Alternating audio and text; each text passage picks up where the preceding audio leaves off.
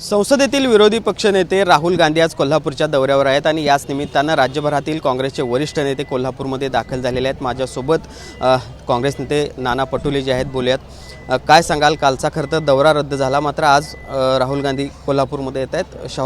शिवाजी महाराजांच्या पुतळ्याचं अनावरण देखील आज छत्रपती शिवाजी महाराजांच्या प्रतिमेचंही अनावरण आहे आणि शाहू महाराजांच्या या भूमीमध्ये, कारण की शाहू महाराजांनी जे समतेचा संदेश देऊन आणि सर्व धर्म समभावाची जी भूमिका शाहू महाराजांनी त्या काळात घेतली, हा विचार खऱ्या अर्थानं देशातून आता अलीकडच्या काळात संपलेला आहे।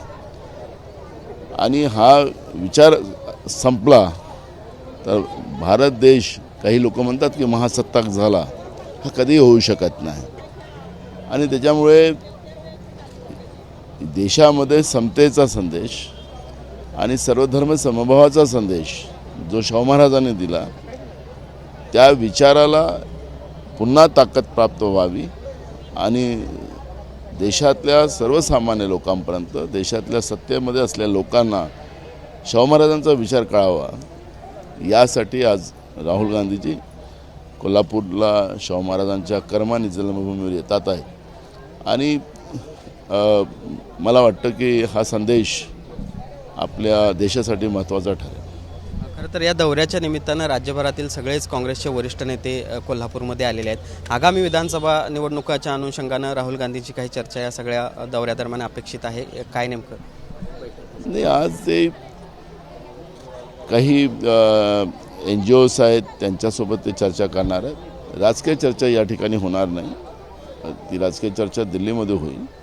या ठिकाणी आज फक्त शाहू महाराजांचाच विचाराच्याबद्दलचं आणि त्या विचाराला पुन्हा देशात कसं पुन्हा ताकदीनं उभं करता येईल, याच्यावरचंच या ठिकाणी चिंतन आणि मंथन होणार आहे। एका बाजूला राहुल गांधी आज कोल्हापूरमध्ये आहेत, मात्र पंतप्रधान नरेंद्र मोदी देखील आज महाराष्ट्रामध्ये आहेत। नांदेड असेल, मुंबई, ठाण्यामध्ये आहेत। जवळपास 56,000 कोटींच्या प्रकल्पांचं ती घोषणा करणार आहेत, काही कामांची उद्घाटनं।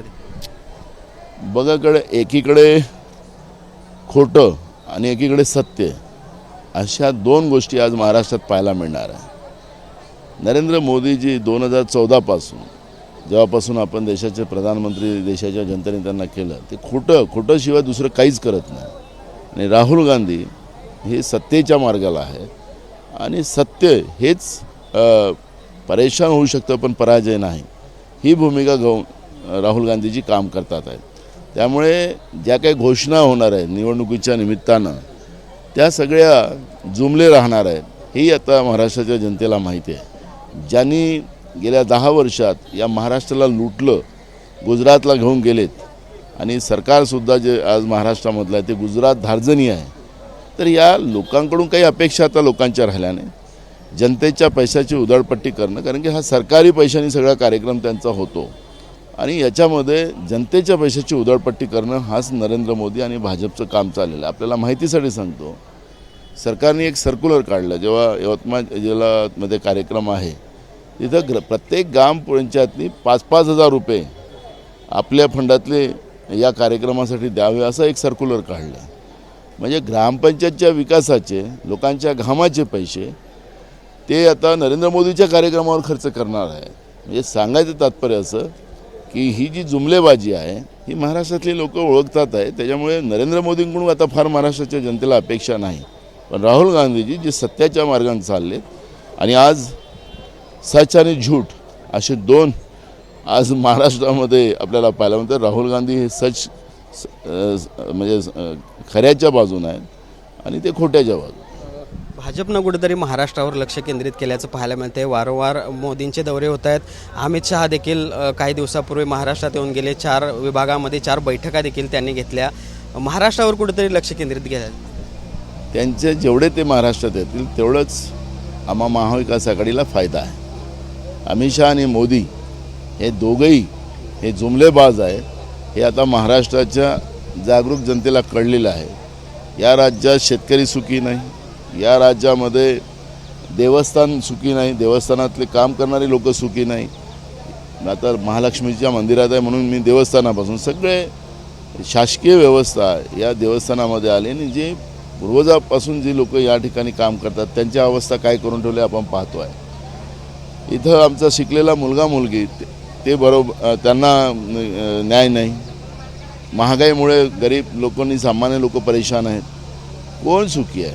कर्मचाऱ्यांचे पगार द्यायचे असतील तर कालच 30,000 कोटीचा ओव्हरड्राफ्ट सरकारला काढावा लागला. म्हणजे सरकारचं दिवाळं काढलेलं आहे, या राज्याचं दिवाळं या सरकारने काढलेलं आहे हे आपण पाहतो आहे. त्यामुळे कालच त्यांचे आमदार त्यांच्याच विरोधात त्या ठिकाणी मंत्रालयातून उड्या मारत होते. म्हणजे त्यांच्याच आमदारामध्ये असंतोष आहे.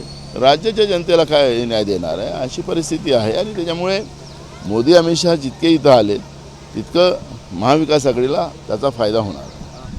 आगामी विधानसभा निवडणुकीच्या अनुषंगानं महाविकास आघाडीमध्ये जागा वाटपासंदर्भात किती जागांवर साधारण एकमत झालेलं आहे? काय नेमका स्टेटस आहे? बघा आता परवापासून पुन्हा आमचं जागा वाटपाची मिटिंग आहे. आमचा प्रयत्न आहे की या 2-3 दिवसामध्ये हा जागा वाटपाचा जो आहे, ज्या काही विशिष्ट जागा ज्या आहेत त्या जाग्यामधला काही प्रश्न आहेत तर ते 2-3 दिवसात आम्ही मार्गी लावू. मुख्यमंत्री पदाचा चेहरा समोर घेऊन जावं की नको यावरून महाविकास आघाडीमध्ये कुठंतरी मतांतर दिसताना पाहायला मिळत आहेत.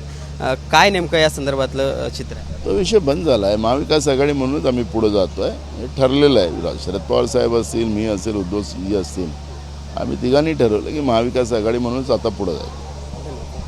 पहिला पण हे होते काँग्रेसचे नेते नाना पटोले. खरं तर आज एका बाजूला नरेंद्र मोदी यांचा दौरा आहे तर दुसऱ्या बाजूला कोल्हापूरमध्ये राहुल गांधी देखील असणार आहेत. मात्र भाजप जेवढं महाराष्ट्रावर लक्ष केंद्रित करेल तेवढा महाविकास आघाडीलाच फायदा होईल अशा पद्धतीचा विश्वास या निमित्तानं नाना पटोले यांनी व्यक्त केला आहे. पुढे सुनील काटकर, भूषण पाटील, TV9 मराठी, कोल्हापूर.